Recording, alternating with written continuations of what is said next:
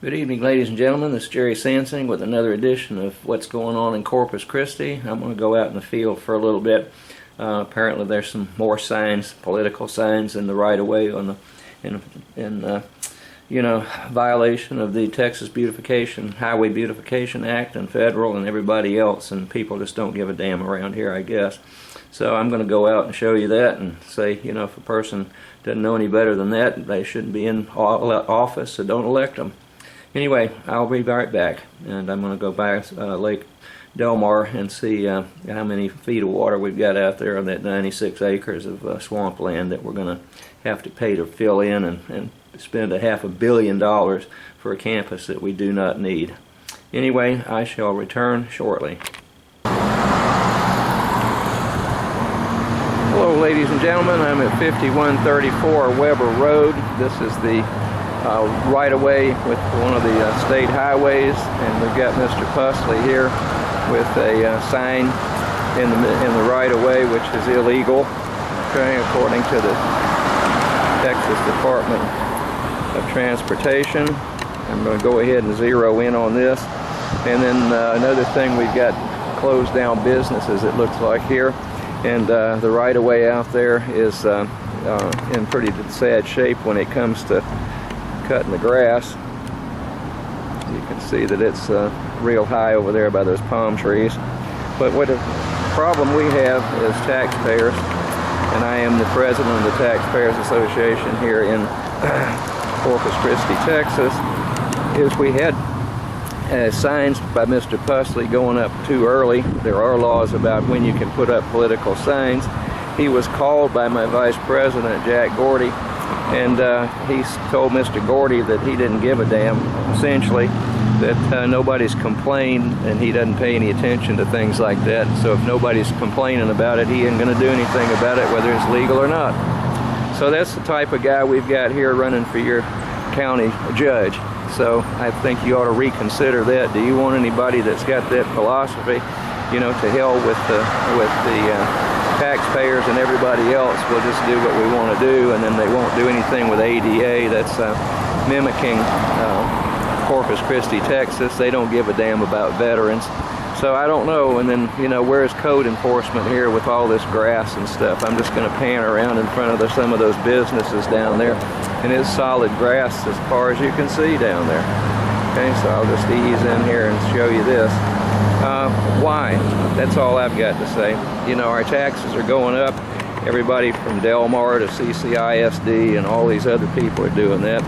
So I'm going to go down here, and I think there is the banner down here that says that these things will not go up in a public right-of-way, in the state highway right-of-way. So anyway, there you go, Mr. Pusley. I hope all I can do is wish you well, because you don't get my vote, that's for damn sure. Anyway, I'm going to call it quits here at this spot. I'm going to go see how we're doing with water over there in Lake Delmar on Rodfield and Yorktown. Anyway, since I'm out, but there you go, Mr. Pusley, enjoy. I enjoy your messes, of course. Be right back. Okay, ladies and gentlemen, just wanted to share this with you. I've been doing some digging around in the local politics, and taxpayers are holding the bag, is what that's all about. I hate to be that graphic with it, but I think that fits around here. If you take a look at everything from the school districts to the Delmar College, to a certain degree A&M, if you take a look at the county and the city and the state, then we're holding the bag, folks. And like I said, I hate to be that graphic with it, but it just, something stinks around here. And it has for a long time, and I'm going to get to the bottom of it. So if you would email me with any concerns that you've got or information at gsansing@gmail.com. That'll be on the banner in the beginning, and then I'll reiterate that when I get back from another little road trip here.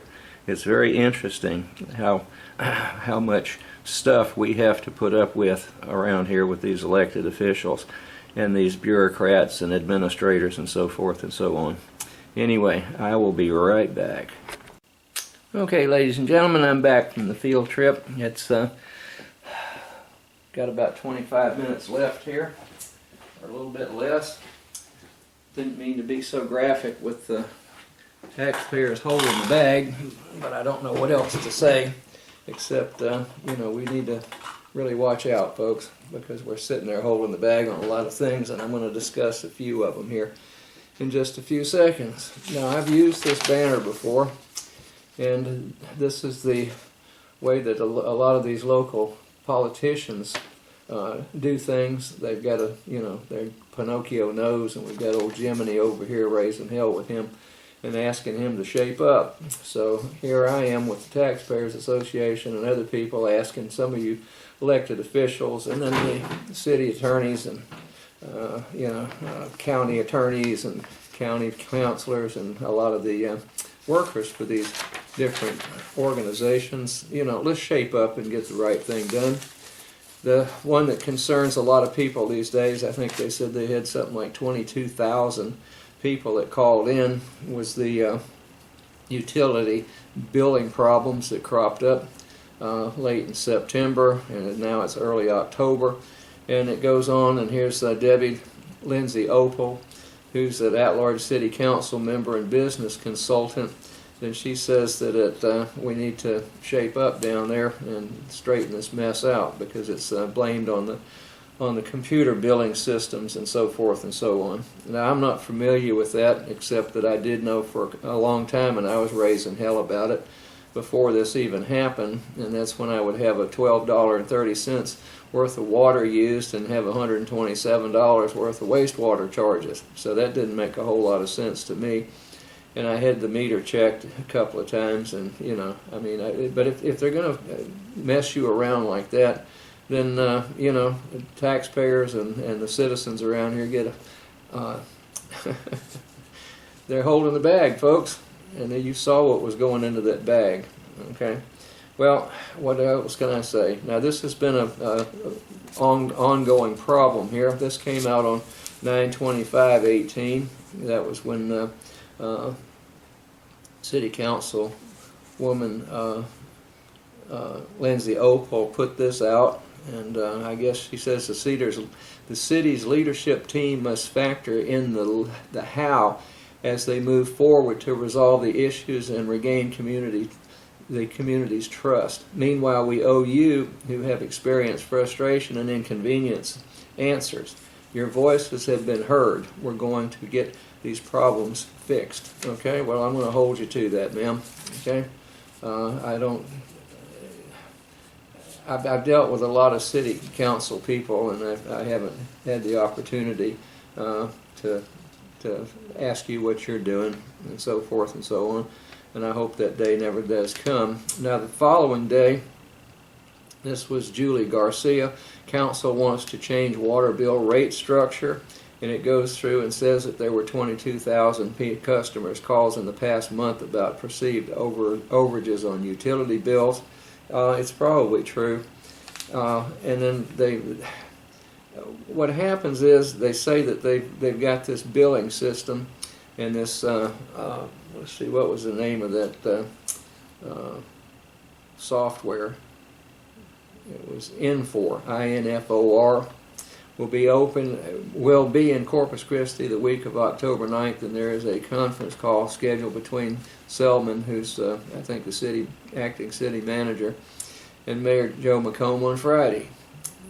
You know, there are 18 months left on the Infor contract, and the city has no intention of renewing its contract. Well, if it's that bad, folks, there should be some kind of a warranty on that thing. If it's not working and it's overcharging people, and you got 22,000 people a month calling in raising hell about the bills, I think I'd drop them and say, hey, you know, take a hike and go find something that does work. So, you know, it's very, very easy. And people say, well, you know, you got to pay a penalty. No, I think you just need to go ahead and sick the 22,000 customers and their families on that Infor, and I don't think they'd be wanting to come back. Okay, you know, I'm a great believer in, you know, strike first, and don't get ulcers, give them. That's just my basic philosophy. Okay, and then this happened 2 days ago. Well, let's see. in the Sunday paper. It says, city may need simpler approach. Corpus Christi officials hear water complaints. And here's Nick Jimenez chiming in here with his usual long-winded whatever. I'm not going to make any further comments there. I've been disgusted with his antics in the past, and some of the comments he's made about the citizens around here, and he seems to be more interested in one thing than another one. Okay, but he's saying, is there anything else that could go wrong with the city of Corpus Christi's utility billing system? Is there a way to outrage even a greater number of city residents than the thousands who have complained already because of their utility bills? Yes, as it turns out. But first, the original source of the outrage. Okay, and it goes on. And then it says, he keeps going on and on and on with this and giving advice for this, that, and the other. My advice to the city is dump that company, that Infor, and get something that works. And then you can go ahead and concentrate not on people calling you about utility bills, but the code enforcement. Okay. Now, my vice president, this is the Taxpayers Association mostly show. Okay, and I try to inform people as to what the Taxpayers Association members want to have discussed. And this is Jack Gordy. He's the vice president, and I am the president of that. And it says he wrote a letter on August the 10th for Code Enforcement Supervisor for Captain Chris White and so forth. This is in regard to 4 signs that are nailed to utility poles along Del Star Drive. That's right around the corner from his residence. Okay, they are also in the city right-of-way. The signs have been there since December 2017, and code enforcement has done nothing. I reported the illegal signs to code enforcement the first week of June 2018, and again on August 3rd, 2018, and they are still there. Okay, and then he spots these. He said, also in front of 5809 Del Star Drive, the sidewalk is blocked with tree limbs and mattresses that have the complete sidewalk blocked. Okay, so he complains, and I don't think they don't like to pay much attention to him. Okay, and then here's another one from August the 8th, and he's raising Cain about the Texas Highway Beautification Act, and there are 14 roads, which I read at one time, that are state highways, and if you have signs and so forth in the right-of-ways on that, then you can be fined up to $2,000 a day, and the City of Corpus Christi Code Enforcement Department does not charge anybody for that. And what they have told Mr. Gordy is that unless they see the actual person who puts the sign up, then they can't do anything about it. Okay? Well, whoever the sign is, if it's political, go find the politician that's running for office. It's just that simple. And then, a couple of those at $2,000 a day will get their attention. And I showed you one that Mike Pusley had over here on Weber Road, 5100 block. That's in the right-of-way. Okay, and if you take a look at the roads here that are part of that, you've got Weber Road from SPID south, so that qualifies. That's right in the middle of the right-of-way of the Texas highways, and that comes under the Texas Highway Beautification Act. And I don't know why the code enforcement won't go out there and do something about it. Look at the fines. I mean, they go around and look at tall grass, and they nail some poor old couple there, elderly couple, for $5,000 because their grass is about an inch too high and they can't afford it. And then you go over there and look at the highway, and nobody will cut it by that sign that Mr. Pusley has. Now, Mr. Pusley was called by Jack Gordy early in the game because he was putting his political signs up early in the game before the legal time you can put them up. And his response to Mr. Gordy was, well, nobody said anything, so I really don't care unless somebody starts complaining. Okay? Now, do you want that person as a county judge? I certainly don't. I've never been impressed with the man and his annex down there with the county commissioner's court. So, maybe we can get somebody else in there that gives a damn. And then he was told about this sign and should have gone and yanked it down immediately. And after I filmed it the next day, it's still up. Okay. And then what we have here is the post office on the South Side Station, 6742 Weber Road. Now, Mr. Gordy, that's his post office. Okay, I used to use it when I lived out towards that end of town, and it was always fairly decent over there. But he had a problem with limbs blocking sidewalks, and had to fuss and fuss and fuss to get that done. And I guess they've changed managers or supervisors or something over there, and now they're big chug holes all in the parking lot.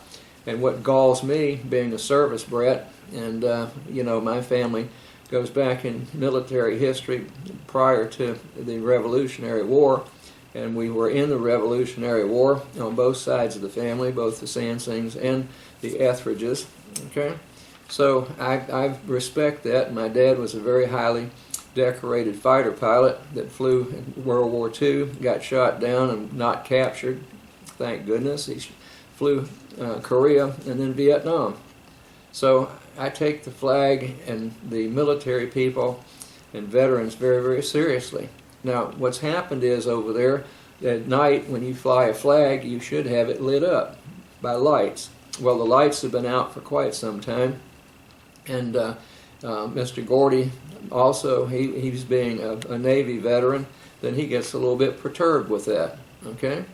And he said, I brought the fact that the lights do not work that should shine on the United States flag at night at least 6 months ago to the manager's attention. This was August the 3rd. It's still not lit up, okay?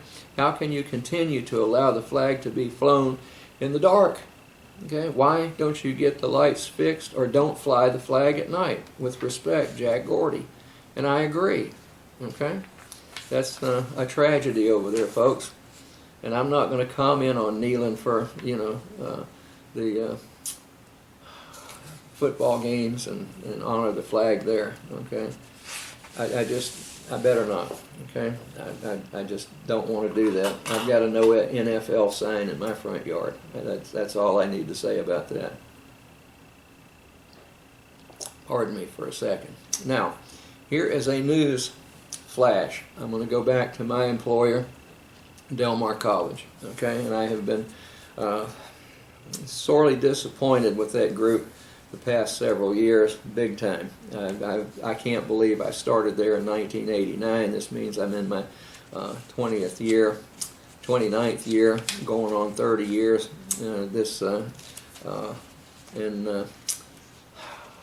Pretty quick, okay? Next year, 2019, and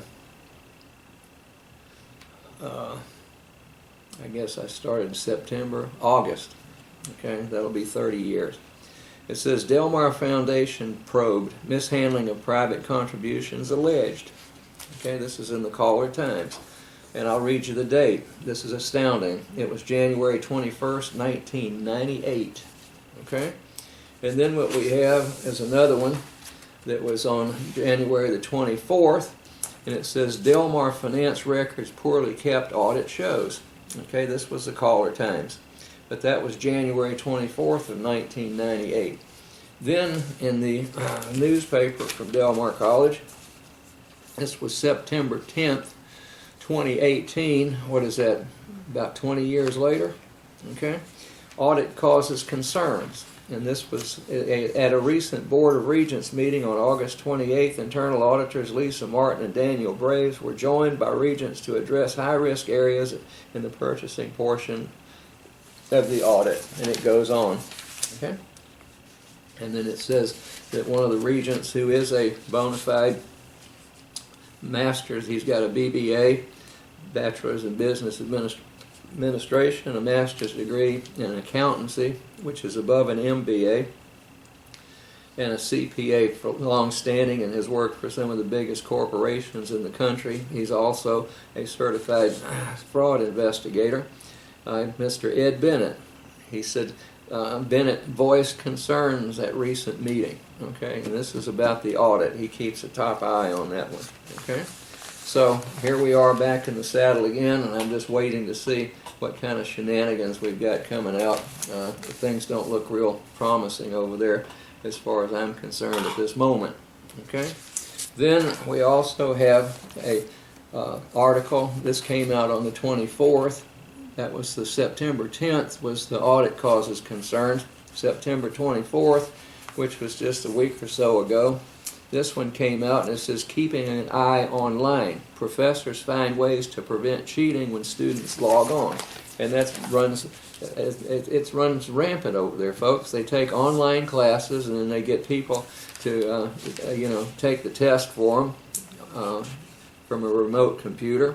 And they plagiarize like mad. That means they go in and they can buy a paper to turn in. So there are methods by which the faculty that do online classes and some of the face-to-face classes can figure that out.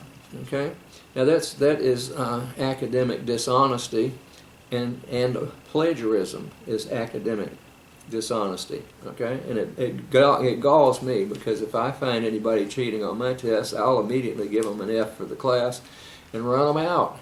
Okay, I don't need people cheating in my class and cheating their way through pre-allied health or programs, medical school, dental school, pharmacy school, and so forth. So I do not tolerate that. Okay. Now, I was on a committee. It must have started at least 5 years ago, maybe a little bit further back than that. I worked with about 6 other people, 7, and we worked in the summers diligently to come up with a policy for academic dishonesty and plagiarism. It was turned in, and it's been lost in the abyss over there in that administration for years now. Okay, so that's what happens at faculty members at Del Mar College, folks. They are on committees, they turn in the reports and so forth and so on, and write policies up, and then they get bogged down, and nobody seems to want to bring them out of the administration over there. So I am rather perturbed with the administration about that one. I've also asked for a committee, and I'm on it, I think I am, for faculty rights. There is no faculty rights policy at Del Mar College. So now we're bumping along, and people get their doors locked, and people get bullied and so forth and so on. And there was an article not long ago about bullying, and it says that the reason that people get bullied over here is the increased bullying is due to lack of leadership. So they blame it on corporate heads and administrators and so forth and so on, and rightfully so. That's the reason that the administration and the administrators over there like to try to bully faculty members and hourly wage earners and secretaries and so forth and so on. And I push back, folks. I'm just waiting for them to step over the line. Maybe they'll go ahead and change the locks on my doors and steal my personal stuff out of my office, and then we can go round and round for 4 or 5 years in a massive lawsuit, and then spend $330,000 plus, probably closer to half a $500 million on legal fees. Okay, and then appeal. So when my friend Dr. Olson got locked out and was missing a whole bunch of private property and so forth and so on, which he doesn't know where it is till this day, then he filed a lawsuit, and the judge is a friend of the Del Mar here. So what she did was she said, well, Del Mar is right in doing this, and so Dr. Olson appealed that to the 13th Court of Appeals, and they said, whoa, Nellie, okay, he's still employed, okay?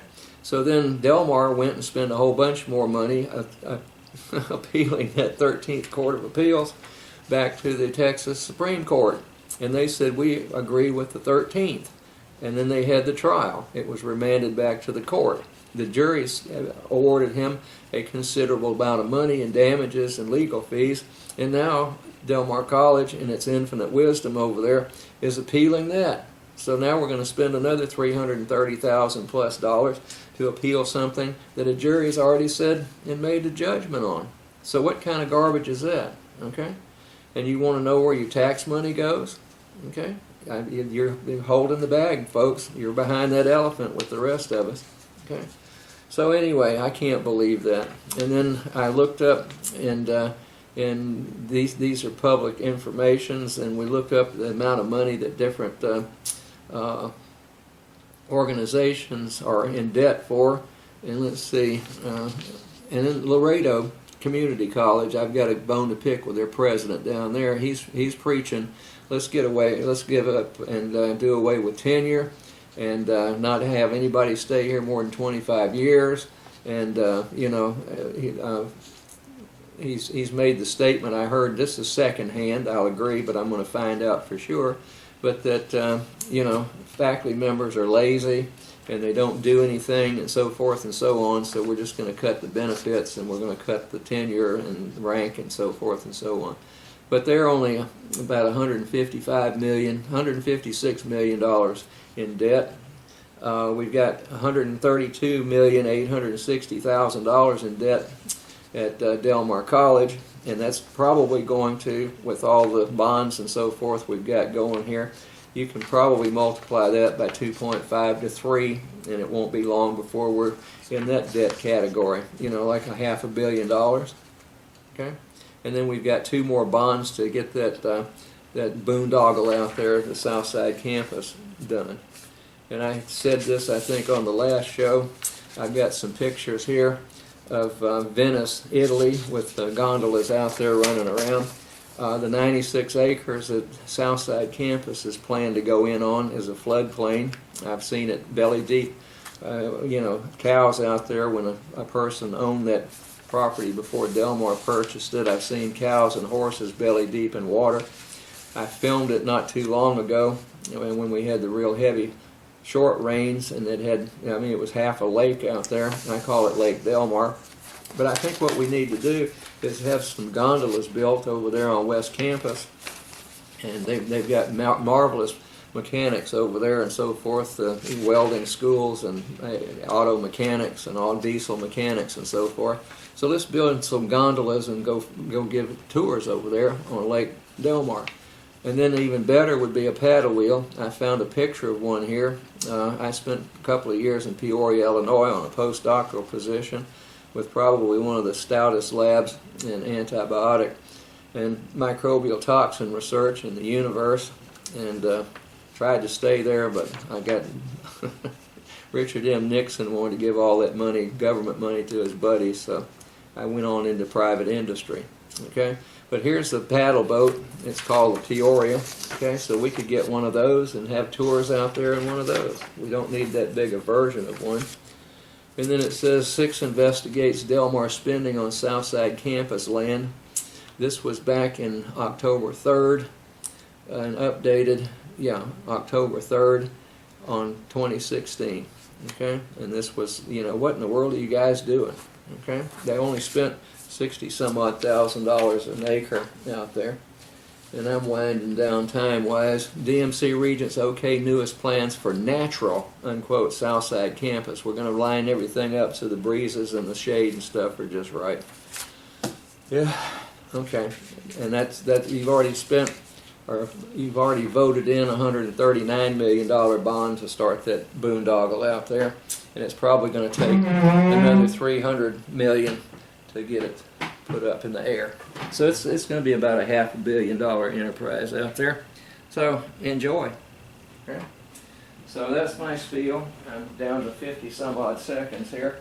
I'm going to turn the camera off, and I think I'll show the roses dedicated to Miss Connie, my mother, Miss Lynn, my deceased wife, and my good friend April 23. And I'd rather do that than show you that bag of elephant poop. So email me at gsansing@gmail.com, and let me know what you think. If you've got questions, if you want to fuss at me, I have people do that also. So I'm not really concerned about that. I do make people apparently uncomfortable and fearful. So I'm going to end it there and show you the roses. Okay, how sweet they are, folks. How sweet and beautiful. Enjoy those roses.